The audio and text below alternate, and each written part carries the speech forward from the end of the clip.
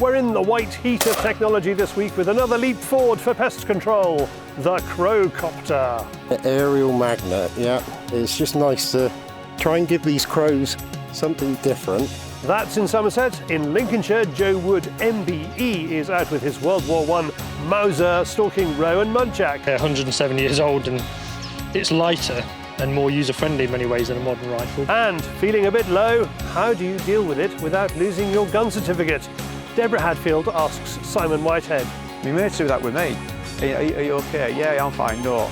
We know what you like, Whitehead. Are you okay? We have week 2 of a competition for you to win a pair of top-end Leica binoculars priced at £700. Ryan Charlton puts in a word for mid-market GPO binoculars. David brings you the news on the news stump, and James Marchington showcases the best hunting and shooting videos in hunting YouTube. Welcome to Fieldsports Britain.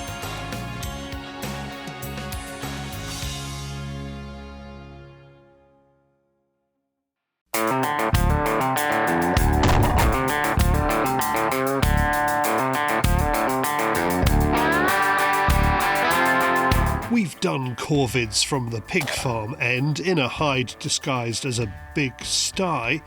Today is different. The birds are still flopping in for the pig nuts. Now shooter Matt Turley has a new strategy. It's pig farm crow shooting using the camouflage provided by an adjoining orchard. Think of it as the pork and apple approach. I like to keep these crows on their toes. Obviously we're here to do a job and shoot as many as we can. And obviously sitting out on the pig field day in, day out, these crows get wise to it. So yeah, just by changing it up a bit, hide in the trees, hit them from a different angle. It's been a big year for crow shooting here on this farm in Somerset. This would be day number 11 now. And roughly speaking, how many have you brought down, do you reckon? 4,200. Matt sets up the hide in among the apple trees. It's a simple technique: nets either side of a row of trees and a few decoys on poles in other nearby trees. He has high hopes for the bag today, but if this new approach doesn't work, he has a card or two he can still play. It's one of those things, I suppose, not a lot of people do control crows. Cost of cartridges being the main issue at the moment. So yeah, they're left alone and breeding very well. These birds here, they got access to good food 24/7. Sunday morning, just as far as you could see, was just crows stacked up, waiting to come in. We're on the flight line. A few come to inspect the deeks on the lofting poles. Matt isn't satisfied with their response. He plays his first card. Just put out some more decoys just to try and pull them in off the flight line. They're taking a bit of a wide berth from us this morning, so we just want to pull them in a little bit closer. They had a fair bit of pressure on Sunday, so it's to be expected this morning. He gets a few more past him thanks to the decoys. He still reckons there are improvements to make. It's time to try something new. Never before tried, I think, is what we're trying. It's normally we use a flapper on a pole in the tree. So we're just messing around to see how they react to a magnet up a tree. An aerial magnet, yeah. It's just nice to try and give these crows something different. So yeah, the proof will be in the pudding, as they say.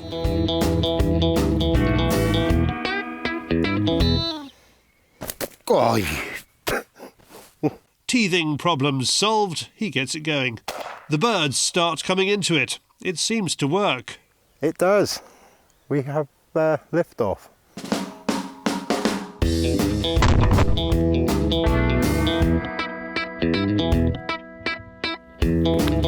I don't know, he's coming down.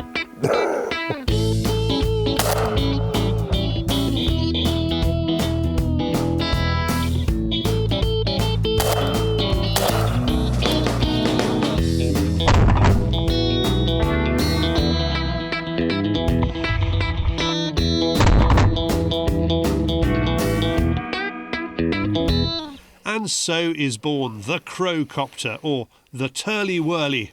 Suggestions for names for it in the comments below, please. The rest of the morning is less about the birds in front of the gun and more about the man behind it. Like this one now is coming straight at that magnet. Look at that, all the way in. and all the way out again.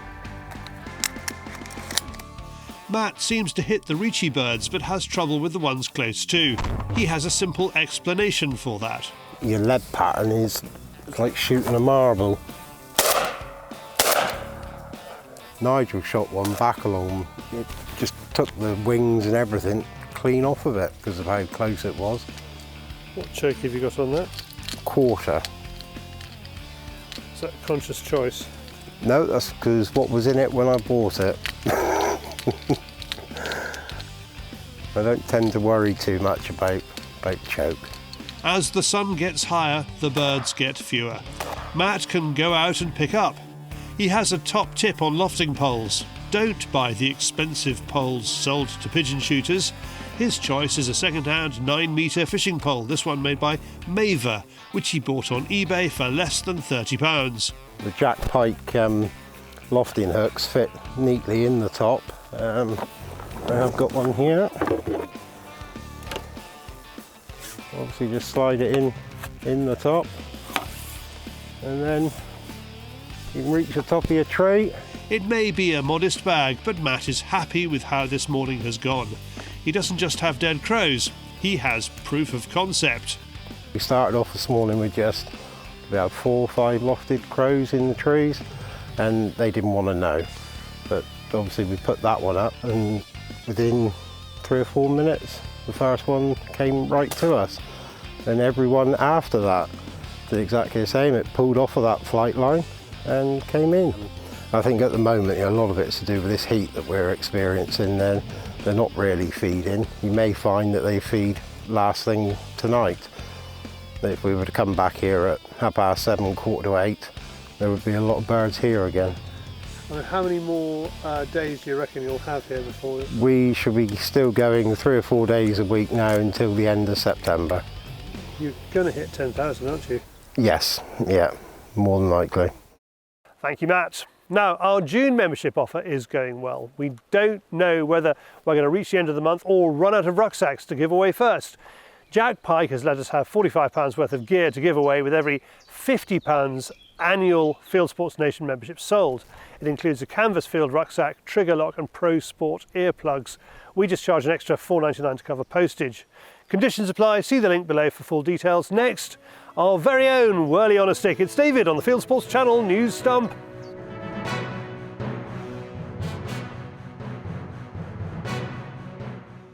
This is Fieldsports Channel News.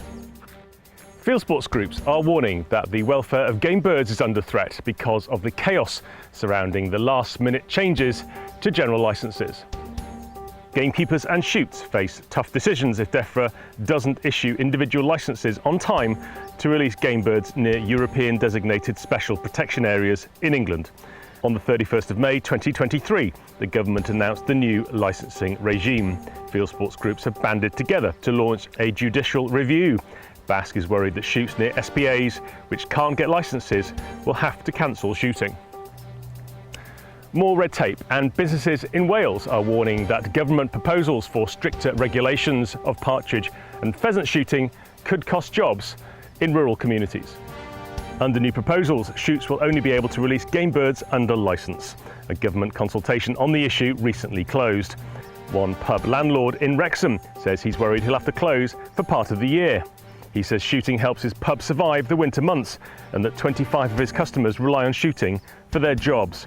Welsh Climate Change Minister Julie James sparked outrage recently by describing killing anything as a sport or leisure as not something any civilised society should support.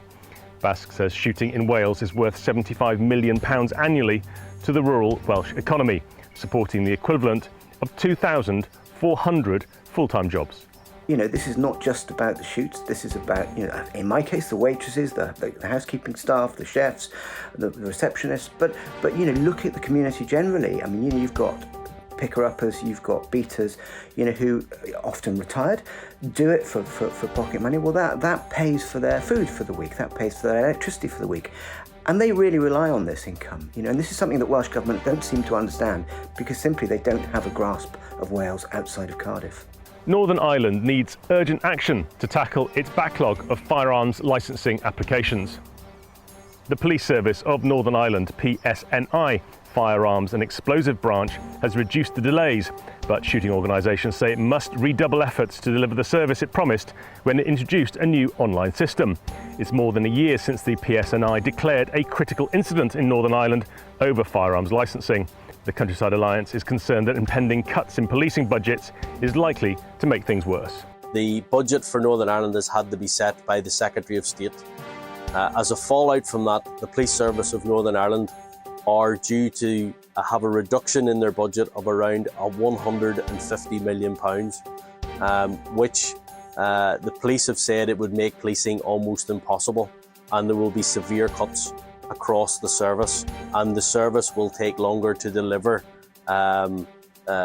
its required functions than it would normally do. Conservative peers may try to derail a proposed British ban on trophy imports. They're banding together to take action as they fear a private member's bill by Henry Smith MP will harm efforts to protect endangered animals. The Hunting Trophies Import Prohibition Bill cleared its first hurdle in the House of Lords, but limited parliamentary time set aside for it means any amendments approved by the Lords could kill it.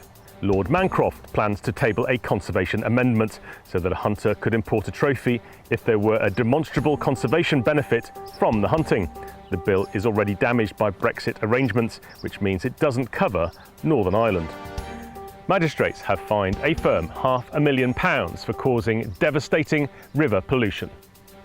The incident killed more than 135,000 fish. The UK's largest liquid fertiliser manufacturer, Omex Agriculture, admitted causing the leak, which polluted a 28-mile stretch to the Wash at Boston. The company released around 3 million litres of liquid fertiliser into the River Witham in Lincolnshire in March 2018. Gamekeepers are hitting out at the Scottish Government's proposed new plans for red stags. The Scottish Gamekeepers Association's Deer Group criticises proposed new rules, which will see the removal of closed male deer seasons in Scotland and the legalisation of thermal scopes for culling deer. The SGA says it's not convinced that targeting males all year round will reduce deer numbers. It's also concerned about changes to bullet weights to encourage greater take-up of copper bullets for shooting deer. The SGA says it has significant animal welfare and safety concerns. It says if thermal scopes are licensed, it wants mandatory training for them. The consultation opened on May the 18th and closed on June the 18th. Country people in the Peak District have created their own Spring Watch. Called the Real Spring Watch, the Peak District Moorland Group is posting footage and photographs of birds and animals every day in June on its Facebook page, link below. It has set up cameras to capture a glimpse of the range of wildlife that live on the moorlands, from oyster catchers to deer. It's the third year the group has set up the cameras and shared the footage. It wants to give the BBC TV show a run for its money. Ours is the Real Spring Watch. We're showing and sharing what happens on managed moorlands with an interest of grouse shooting and adjacent farmland. Log on to Peak District Moorland Group on Facebook, like and share our posts and like and share our group. Thank you very much. A clay pigeon shoot has raised more than £100,000 for charity. The money raised will go to My Name's Doddy Foundation, QME Care and Prostate Scotland. Eskdale Shooting Services organised the event at the Duke of Northumberland's Burn Castle estate. It attracted sporting shooters from throughout the UK and overseas. Good news for hunters in Finland. The newly elected Finnish government has released a policy paper which underlines its intention to cancel the hunting trophy import ban. In the paper, the new coalition government expresses strong support of hunting. It states that it intends to revert to the CITES International Treaty. And finally, a driver has filmed a big cat prowling a Welsh village. 22-year-old Morgan Taylor was making a delivery in Blaenau Gwent when he saw the creature. His video shows what looks like a lynx. He said it was massive, claiming it measured up to 2 meters long, and added that he was petrified when he saw it, though he was unpetrified enough to wind up his window when it approached him. In 2017, a lynx that escaped from a zoo 85 miles away on the Welsh coast was shot on the orders of the local council. Some locals say, however, the beast of Blaenau is a big domestic cat. You are now up to date with Fieldsports Channel News. Stalking the stories, fishing for facts.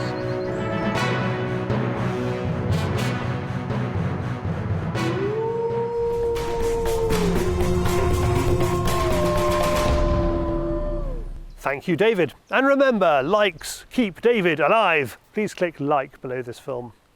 Now, this week's prize draw is week 2 for the draw for a pair of 8x20 Leica Ultravid binos priced at £700. Compact, amazing resolution and sharpness, and no colour fringing. Thanks to Leica for donating them. And you can find out more about them on the Leica website.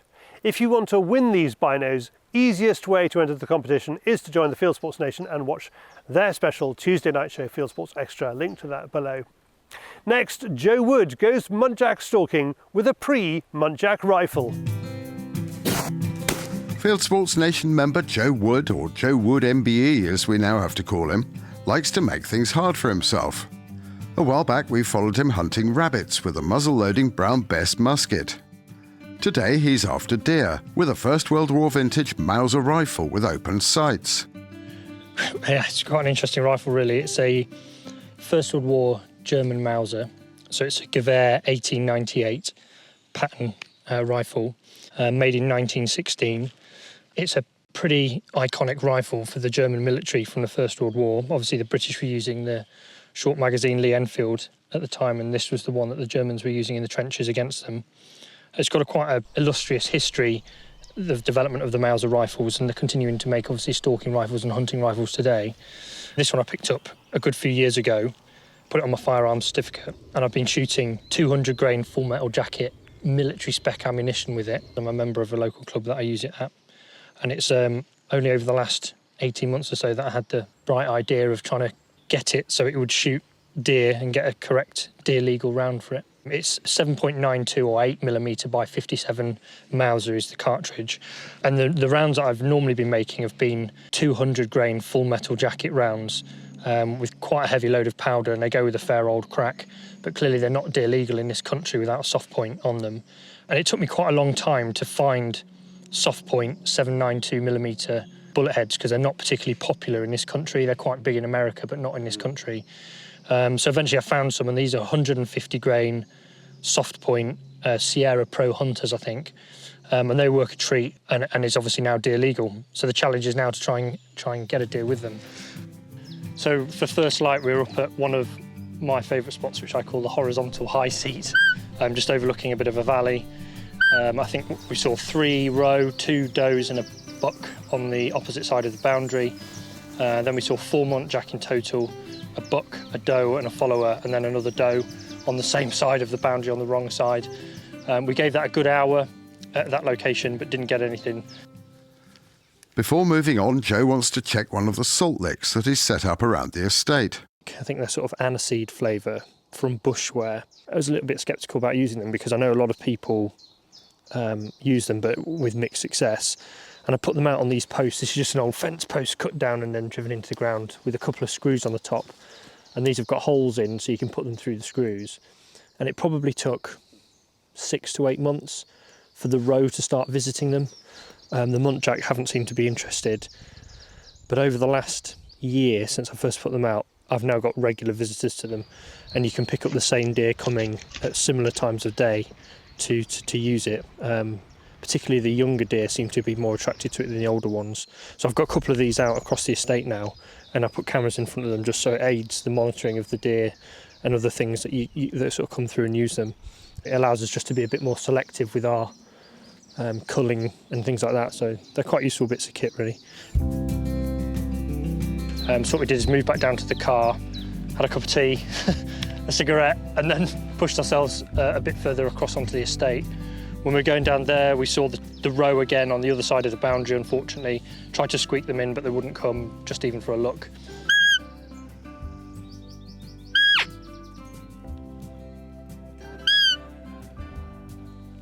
As we pushed further down, we bumped another muntjac on a hedge line as we saw another one further away. We decided to go for the one further away, which took a bit of quick work to get into position. It was a doe, and when we got to a little pit, managed to get into position, but she was probably 60 metres away and winded us. You could see her sort of trying to work us out. She headed off. I managed to squeak her back. She came back for another look, but didn't come close enough again. I've got to be within 50 to 70 metres really to take an accurate shot with this. It's difficult because if I'd been on the sticks, I might have had the angle to shoot, but I think if it had been on the stick, she wouldn't have come in as close, possibly. The predecessor of this was the Mauser that was used by the Boers extensively to shoot the British in the Second Anglo-Boer War, and they were shooting, you know, sniping Brits at ranges in excess of 1,000 metres, so it just shows the accuracy of this rifle, or the predecessor of this rifle. But the challenge with this now is because the minimum range is 400 metres, and I'm realistically only wanting to shoot deer over iron sights at 50 to 100 metres. The challenge is to work out the point of aim so that I can aim off appropriately to strike the deer in the kill zone. And I've done that with this ammunition. I worked quite extensively to try and work out where my point of aim was going to be to hit the chest of a muntjac or a roe at kind of that range. It's good fun doing all the testing anyway, because you get to shoot it a lot of times and work through all the loads. But it has taken me probably 18 months to get to this stage now where I can take it out and start using it to stalk deer. So the fun is in developing the load, testing the load. Now the challenge is to try and get a deer with it. So we missed out on that one, came back round, and I'd seen a heat signature in this wood block just next to the car on the way out.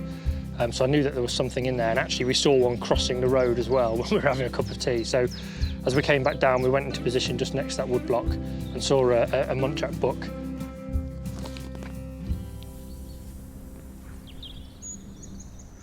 This is one time when Joe might have got a shot if he'd brought his usual stalking rifle. With the scope on, it would have given me much greater clarity through the trees. I'd have been able to see the branches a lot clearer. I would have been much more confident of a hit in the trees on the second muntjac for sure. Right. But you enjoy it anyway? Yeah, it's good fun. You know, it's not very often you get to go out with such an old rifle. Yeah, 107 years old and iron sights set to 400 metres, but you know, it's good to get it out. And like I said, it's lighter and more user-friendly in many ways than a modern rifle, but like I say, it's just interesting to take it out and give it a go. The challenge is the sights. You know, in low light conditions, you're not going to be shooting anything particularly easily. I'm confident in the shot placement, but ultimately you've still got to get quite close in order to deliver that shot. So that's the challenge. There's been plenty of deer moving around today, but we've not had the opportunity to get close enough where we can accurately take a clean shot. So I think that's the biggest challenge. But apart from that, you know, I'm shooting deer legal ammunition. It's a perfectly accurate rifle. You know, it works just as well. It's just the user who just needs to get a bit better. To join the Fieldsports Nation and support our work, go to fieldsportschannel.tv/membership. And for all your stalking kit, check out kitfinder.co.uk. Thanks, Joe. Next up, how does a British shooter deal with clinical depression without putting their gun certificates at risk? Feeling low? Hello, my name's Sue. I'm one of the nurses from the Gamekeepers Welfare Trust. Can I help? Getting help doesn't have to mean risking your firearms licence. The Gamekeepers Welfare Trust offers a helpline which is manned by nurses. And the GWT is encouraging people to keep an eye on their friends with its check-in with a mate scheme. We know that things are tough right now. We thought after COVID things would settle down. They didn't. We had avian flu. And that devastated some areas throughout the country and was a big time of anxiety and continues to be to a certain extent. And what happened then? We've got a lot of pressure from the government and from DEFRA.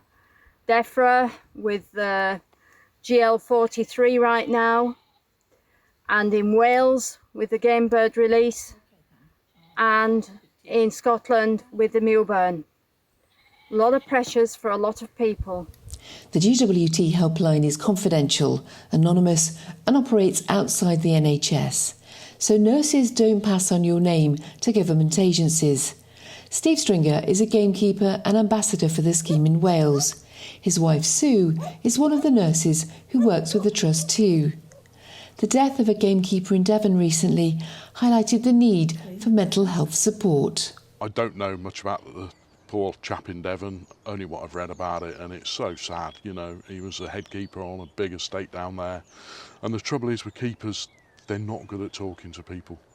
You know, we work alone quite often. Obviously we come home, but do we talk to our family about it? Probably not. And it's just so sad, you know, and he's not the only one. I mean, it's been happening over the years. And I just think it's great that the Gamekeepers Welfare Trust are trying to do things. And they're only on the end of a phone. You know, they've got professionals there, you can talk to them, ring them up, it's all anonymous.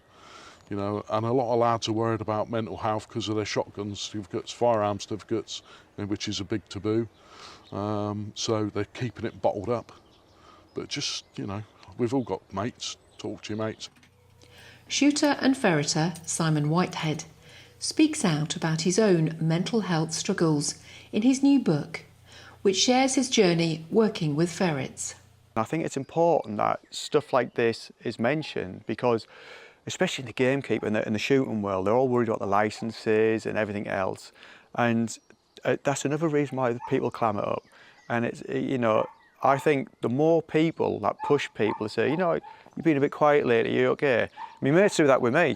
Are you okay? Yeah, I'm fine. No, we know what you like, Whitehead. Are you okay? I say, yeah, I'm chipper. And I think it's important that that message gets out there because, unfortunately, you know, the suicide rate, the depression rate, the anxiety rate, and people are coping how they shouldn't be coping. Data from the Office for National Statistics in 2018 indicated that more than one agricultural worker committed suicide each week in the UK. This makes it the highest risk occupation for suicide rates. There are more than 450,000 people working in the agricultural sector. The manly thing to do is to clam up and keep it all in because you want to show a sign of strength. And it's not until recently and later on in life and therapy and moves and everything else do you realise it takes more strength to actually say, you know what, I have got a bit of a problem here and I do need to talk about it. And then a burden is lifted. According to a survey by the Samaritans, only 43% of men in rural areas said they would talk to someone, compared to 51% of urban men and 60% of rural women. The Samaritans runs a campaign called Real People, Real Stories, supported by the NFU Mutual Charitable Trust, which aims to prevent men in rural communities from reaching crisis points. The worst case scenario, they take their own life. Some of the keepers, I've met them and you wouldn't know there was a problem, you know, and the next thing you hear, unfortunately, they've took their own life, you know, and you just think, oh, it's such a waste, so sad, you know, and it has such an effect on their families. Student farmer Len Eden from Warwickshire took his own life on New Year's Day in 2022. We didn't know he was struggling, and none of his friends did. It was a case that he was a person who was there for everybody else. And he went out the night before, unfortunately, he took his life, seemed in a perfect place. He came home 4 o'clock in the morning, full of beans. Unfortunately, he had a phone call, could he go out to pick someone up? And that was the last we saw of him. His family are raising money to help mental health charities in his memory. Current figures done recently show under 40s, 94% in the rural community say mental health is their major issue. And these figures need to be addressed. And I just want shooters or anybody in the rural community to feel that they can talk to each other, share a problem, because my attitude is a problem shared is a problem halved. In Wales, proposals to clamp down on shooting by licensing game bird releasing is putting extra pressure on country people. It'd be a huge impact. You know, it's really what I and all of us look forward to all year. Is that, you know, that first morning shoot, the first bird, everyone's so chuffed if they get the first bird of the season. It's brilliant. It's what excites us and what gets us through. It really does. Without it, it would be sad. It'd be very sad. A big part of your mental health, I think. I represented England when I was a kid fishing. I had tens of miles of rivers when I was growing up where I could just pop down and fish. When I went to school, out in Africa, fishing was, I think schoolwork kind of went to one side and it was just fishing.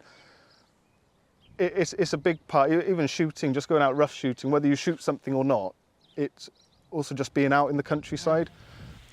A new report by the cross-party Environment, Food and Rural Affairs Committee says rural mental health across England is an area of considerable concern. And that affects everybody. It affects the keepers themselves, it affects the communities, it affects within the family. So check-in with a mate is all about looking after yourselves, because we know when you talk to people, it can help. Others are in the same boat, others might listen. And sharing a problem, as we know, helps to just release the pressure a bit and know that there are others who care, there are others who are in the same situation. We've had a lot of problems with mental health. It's not perhaps so bad for us older ones, but for the young lads, you know, it is hard. And, you know, so everybody's just got to do their bit, speak to their mates, you know, call round, have a cup of tea, have a cup of coffee. I know we're busy, it's a busy time of year, but, you know, we've all got 5 minutes, just do it. For my son's sake, I'd like everybody in the rural community to stay safe and look after themselves, but look after each other. See below for links on where to get help. Thanks to all who took part in that. Next, Ryan Charlton from Highland Outdoors says GPO's Passion ED 8x32 binoculars are the valued choice for stalkers and gamekeepers. This is GPO's Passion ED 8x32 binoculars. They're big believers in being responsible to the environment, and you'll notice none of the packaging in here is plastic, so it's all reusable recycling.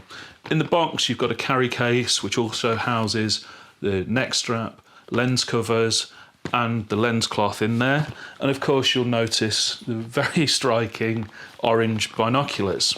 So they're not just lovely to look at, they're also lovely to look through and to hold. So part of the reason for that is the whole body is made of magnesium, again for lightweight and durability. The eye cups are all metal.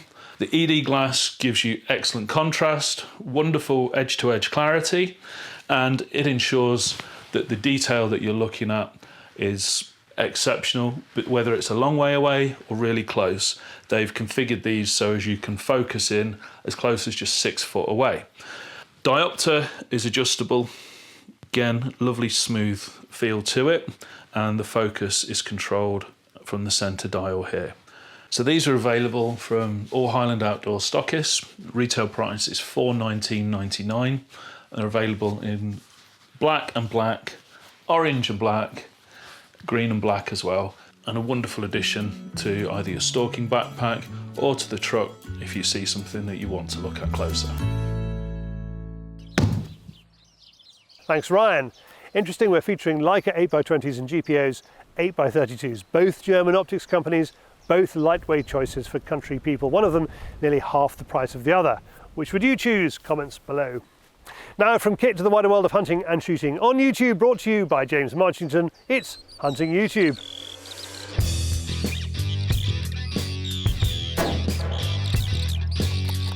This is Hunting YouTube, which aims to show the best hunting and shooting videos that YouTube has to offer. First this week, here's a lovely film from Browning featuring Elliot Roberts stalking a Highland Red stag with the new Browning Morale 4X rifle. A very different kind of hunting. Python Cowboy is tracking down huge invasive pythons in Florida with the help of his trusty dog Moose and grabbing them with his bare hands. Meanwhile, in California, the Hunter's Quest channel is battling the out-of-control wild boar population and explaining how the work benefits conservation as well as local farmers and ranchers. In the English Cotswolds, Owen Beardsmore of Service UK is out after roebucks on a glorious sunny evening in May with his friend Matt Hughes. He's doing his own filming this time as his regular cameraman is on holiday in Spain. Steve from Airgun Exploration takes a deep dive into the workings of a PCP air rifle and explains how he tunes one by tweaking the regulator and hammer spring. Follow his advice at your own risk, but you'll certainly learn a lot about how it works. Here's a fascinating film with the Zimbabwe Professional Guides Association, demonstrating how they train would-be PHs in bush skills and how to combat poaching. Australian firearms distributor NIOA takes Matt and Brad to the Savage Arms factory in Oregon, where they build their ideal rifles, then onto the Leupold range for a long-range challenge to see who can shoot the farthest. And finally this week, historian Mark Felton investigates the story behind a lovely old underlever pinfire 12-bore shotgun that just might have belonged to Kaiser Wilhelm II of Germany. That's it for this week. We've put all these films into a playlist for you. Click on the I symbol top right or check this film's description. If you have a YouTube film you'd like us to pop into the weekly top 8, email Charlie the link, charlie@fieldsportschannel.tv. And that's it for this week. If you haven't done so already, please whiz over to our website, fieldsportschannel.tv. You can click to like us there on Facebook and on Instagram. You can follow us on Twitter, subscribe to us on YouTube, pop your email address into our register page and we'll contact you about the show. Fieldsports Britain, it's at 7 p.m. UK time every Wednesday. And this has been Fieldsports Britain. Good hunting, good shooting, good fishing, and goodbye.